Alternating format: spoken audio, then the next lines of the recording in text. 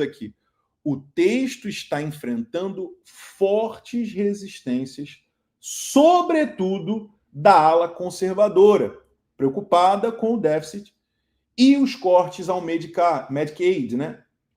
A meta do Trump é sancionar esse projeto de lei antes de 4 de julho, feriado, sexta-feira. Então o Trump está correndo contra o tempo para fazer com que isso seja votado e terminado antes desse feriado de sexta-feira. Eles estão literalmente correndo contra o tempo. Mas nós temos alguns obstáculos. Quais são esses obstáculos, Yuri? Estamos enfrentando resistência na base de apoio do Donald Trump. Os republicanos, de acordo aqui com a CNBC, os republicanos da Câmara eles estão correndo para aprovar o mega projeto de lei de Trump em meio a divisões do Partido Republicano. O que está acontecendo aqui no Partido Republicano? Estamos vendo resistências. O presidente da Câmara, o Mike Johnson, ele pode perder apenas 3 membros, ou seja, só pode ter 3 votos dos republicanos contrários. Mas qual que é o problema? Ainda assim, para aprovar o pacote seguindo a linha do partido.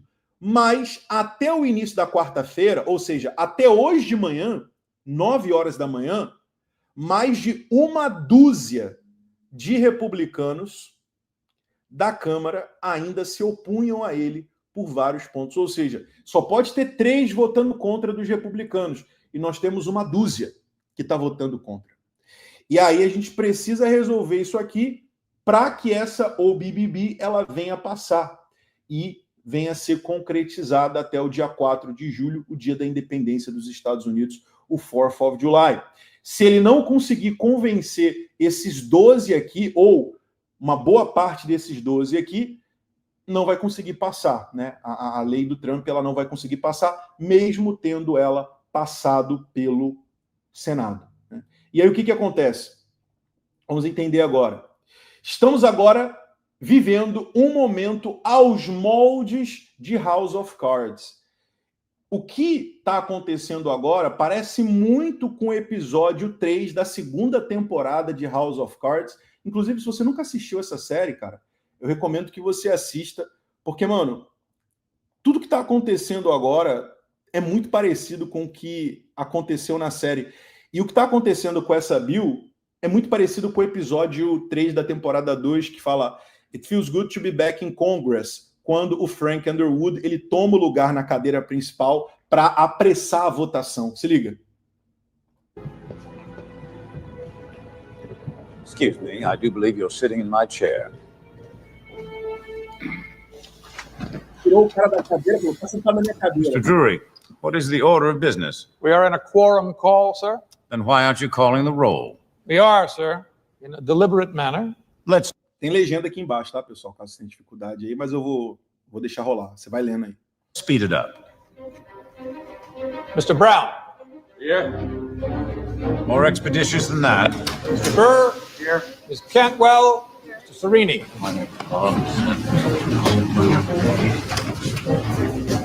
Check. Mr. Cornwall. Mr. Colson. Ms. Douster. They have a quorum. We don't have the numbers. Out. Let's get all the people out. Ou seja, eles começaram a falar, a gente não tem os números, a gente não tem os votos suficientes, a gente não tem o apoio suficiente, então vamos lá correr atrás. E aí eles foram atrás dos caras e trouxeram os caras à força para votar. Depois, se você nunca assistiu essa série, cara, tem ela com legenda, tem com dublagem na Netflix, recomendo que você assista, cara. Cara, é muito, muito, muito a realidade do que acontece dentro do Congresso americano. E aí esse episódio tem muito a ver com o que está acontecendo agora. E os caras foram atrás, literalmente, à força, para trazer a galera para votar e começaram a fazer aquele lobby, né?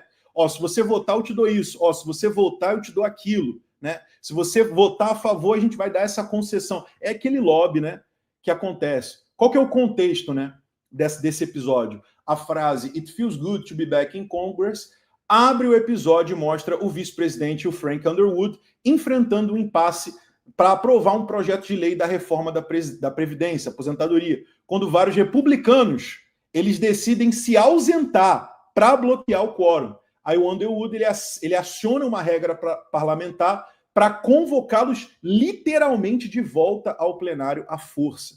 E aí o que acontece? O cronograma estimado é esse aqui. Vamos para o cronograma estimado. De manhã, o House Rules Committee iniciou a análise logo cedo, por volta de 10h30 da manhã, 11h30 da manhã aqui do Brasil, preparando as regras para o debate no plenário. Agora de tarde, o que acontece? Depois, o relatório subiu para o plenário da Câmara, com a expectativa de votação procedimental para abrir o debate, agendado para por volta de 1h30 da tarde Eastern Time, que é 2h30 da tarde, horário do Brasil. Agora são 2h54, então, teoricamente, já foi aberto aqui o debate de votação pelo Congresso. E aí, o que acontece aqui nesse contexto? O que acontece aqui nesse contexto? Vamos lá. O que acontece em seguida, Yuri? O que vai acontecer em seguida a tudo isso? Vamos lá. Primeiro, se a votação procedimental, ela for aprovada, o texto ele avança para o voto final no plenário, e esse deve ocorrer hoje à tarde, mas ainda sem um horário definido. Então, deu tudo certo, foi aprovado, o texto vai avançar para o voto final do plenário, que não tem horário para ocorrer, mas que muito provavelmente vai ocorrer entre hoje e amanhã. Não tem uma hora definida, então entre hoje à noite e amanhã vamos ter uma resposta se foi aprovado ou não. Segundo ponto, as projeções que nós temos, elas indicam que o placar ele vai ser apertado, né?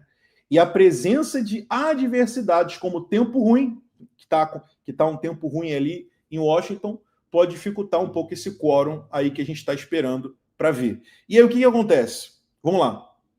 Se bem que aqui em Orlando o clima tá legal, não tá zoado não. Mas de Orlando para Washington é uma distância muito grande. Ou seja, se tudo der certo... Pô, escrevi errado aqui, pessoal. Desculpa aí. Se tudo ocorrer dentro do previsto, a impressora de dinheiro será ligada em breve.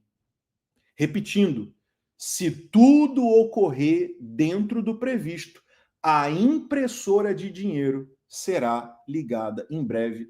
E aí que vem a nossa aulinha que eu vou explicar para vocês o porquê. E eu vou provar isso para você, que a impressora de dinheiro vai ser ligada em breve. Eu tenho como provar isso aqui com outra pergunta. E vamos ver quem vai ser inteligente o suficiente para responder essa pergunta. Qual que é a pergunta?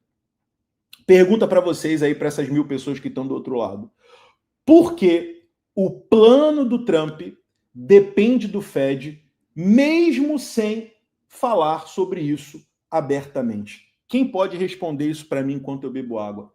Por que o plano do Trump depende do Fed, mesmo sem eles falarem abertamente disso? Quem está acompanhando as lives diariamente, não perde uma live, já sabe a resposta para essa pergunta. Por quê? Por que o Trump depende do Fed, Yuri? Mesmo sem ele falar disso abertamente. Por quê? Para inglês ver, não depende do Fed, eu vou provar para você que depende. Por quê? O Fed não concorda com essa Big Beautiful Bill? Obviamente. E eu já vou explicar para você o porquê. Para trocar o Powell? Não, ninguém acertou. Para pagar a dívida? Tá esquentando. Tá esquentando. Tá esquentando. Tá esquentando.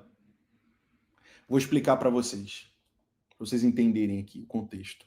Pessoal, o Congresso, ele está aumentando o teto da dívida, se essa bill for aprovada, para começo de conversa, em 5 trilhões de dólares, podendo progredir para 7 e, no pior dos cenários, até 10 trilhões de dólares de aumento no teto dessa dívida.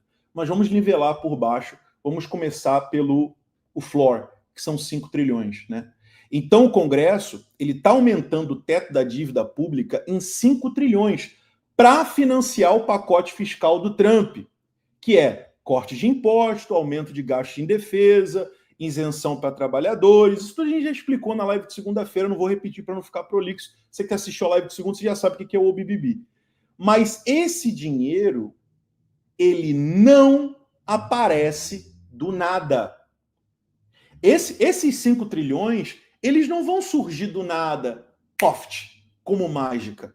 Esses 5 trilhões, eles não vão chegar, caramba, aqui, ó, apareceu, pessoal, 5 trilhões. Não, ele precisa ser tomado emprestado. Seja de outras nações, ou seja de quem? Do Fed. É aí que entra a etapa número 1. Qual que é a etapa número 1?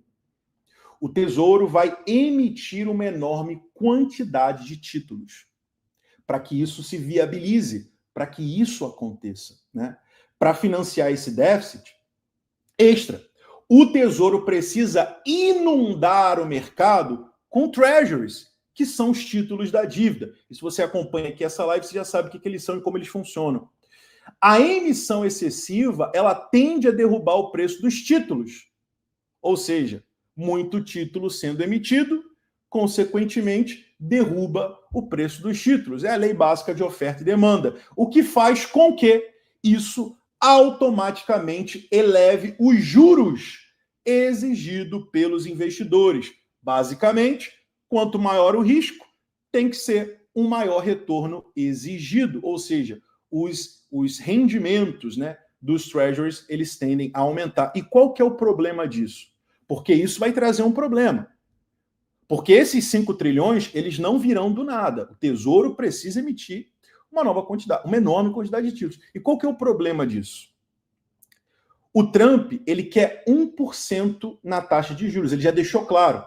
Ele falou para o Powell, eu quero a taxa de juros em 1%. Eu quero a taxa de juros em 1%. Ele quer derrubar, cortar a taxa de juros para 1%. Para sustentar o crescimento. Só que não dá para emitir trilhões de dólares em dívida nova e manter os juros baixos. É, tecnicamente falando, inviável, improvável, impossível você baixar os juros para 1% com o teto de gastos subindo para 5 trilhões. Né? Não dá, isso não funciona. E aí o que acontece? Só que não dá para emitir trilhões em dívida nova e manter os juros baixos.